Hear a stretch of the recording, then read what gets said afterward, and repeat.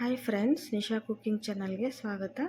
ಇವತ್ತು ನೋಡ್ರಿ ನಾನು ನಮ್ಮ ಮನೆ ಸ್ಟೈಲಲ್ಲಿ ಎಣ್ಗಾಯಿ ಬದನೇಕಾಯಿ ಹೇಗೆ ಮಾಡೋದು ಅಂತ ತೋರಿಸ್ತಾ ಇದ್ದೀನಿ. ನಮ್ಮ ಮನೇಲಿ ನಾವು ಇದೇ ರೀತಿ ಮಾಡ್ತೀವಿ, ನೀವು ಕೂಡ ಮಾಡ್ಕೊತೀನಿ ನೋಡಿರಿ.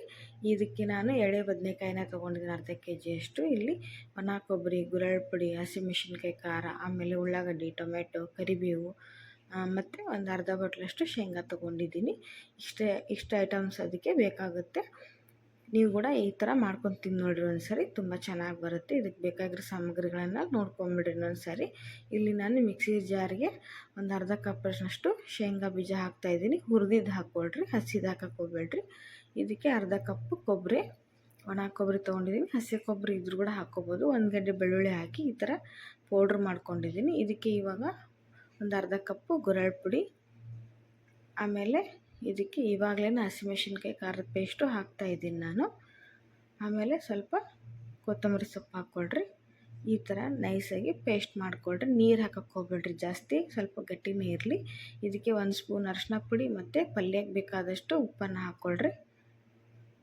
ರುಚಿಗೆ ತಕ್ಕಷ್ಟು ಉಪ್ಪು ಹಾಕಿ ಇದನ್ನು ಇವಾಗ ಮಿಕ್ಸ್ ಮಾಡಿ ನೋಡಿರಿ. ಈ ಥರ ಪೇಸ್ಟ್ ಗಟ್ಟಿ ಇರಬೇಕು. ಸ್ವಲ್ಪ ನೀರು ಮಾಡಿದರೆ ಒಳಗೆ ಬದನೇಕಾಯಿ ಒಳಗೆ ಮಸಾಲೆ ತುಂಬಬೇಕಾದ್ರೆ ಹೊರಗೆ ಬಂದುಬಿಡುತ್ತೆ. ಸ್ವಲ್ಪ ಗಟ್ಟಿ ಇದ್ದರೆ ಚೆನ್ನಾಗಿ ಕೂತ್ಕೊಳ್ಳುತ್ತೆ ನೋಡಿರಿ.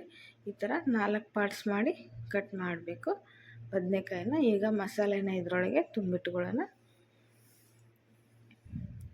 ನೋಡಿರಿ. ಈ ಥರ ಮಸಾಲೆ ಗಟ್ಟಿ ಇದ್ದರೆ ಚೆನ್ನಾಗಿ ಕೂತ್ಕೊಳ್ಳುತ್ತೆ. ಇದೇ ಥರ ಮಾಡ್ಕೊತೀನಿ ನೋಡಿರಿ, ಚೆನ್ನಾಗಿ ಬರುತ್ತೆ. ಇವಾಗ ಮಸಾಲೆನ ಫಿಲ್ ಮಾಡೋಣ ಬದನೇಕಾಯಿ ಒಳಗೆ. ಇದೇ ರೀತಿ ಎಲ್ಲ ಬದನೇಕಾಯಿ ಮಸಾಲೆ ಫಿಲ್ ಮಾಡಿ ಇಟ್ಕೊಳ್ಳೋಣ. ಒಂದ್ಸರಿ ಈ ರೀತಿ ಟ್ರೈ ಮಾಡಿ ನೋಡಿರಿ ಫ್ರೆಂಡ್ಸ್, ತುಂಬ ಚೆನ್ನಾಗಿ ಬರುತ್ತೆ ಟೇಸ್ಟು.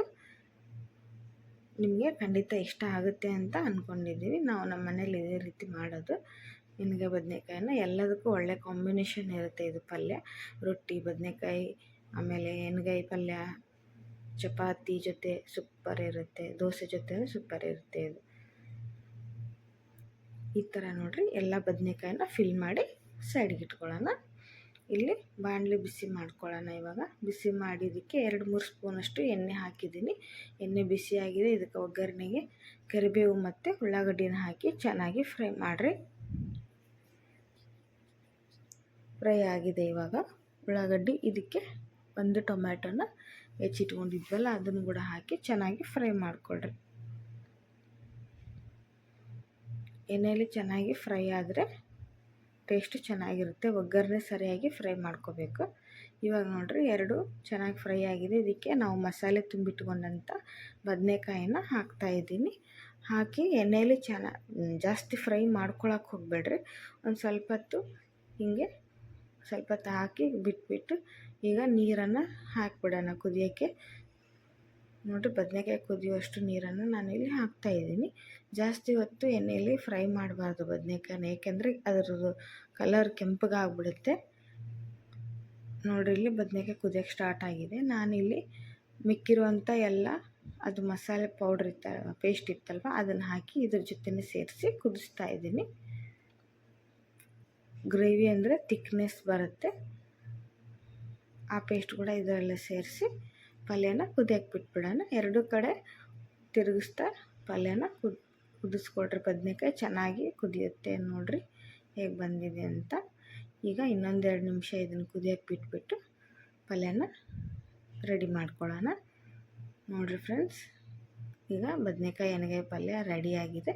ನೀವು ಕೂಡ ಮಾಡ್ಕೊತೀನಿ ನೋಡಿರಿ. ನಿಮಗೆ ಖಂಡಿತ ಇಷ್ಟ ಆಗುತ್ತೆ ಅಂದ್ಕೊಂಡಿದ್ದೀನಿ. ಇಷ್ಟ ಆದರೆ ನಮ್ಮ ನಿಶಾ ಕುಕ್ಕಿಂಗ್ ಚಾನಲ್ಗೆ ಸಬ್ಸ್ಕ್ರೈಬ್ ಮಾಡಿರಿ, ಬೆಲ್ ಐಕಾನನ್ನು ಪ್ರೆಸ್ ಮಾಡಿರಿ.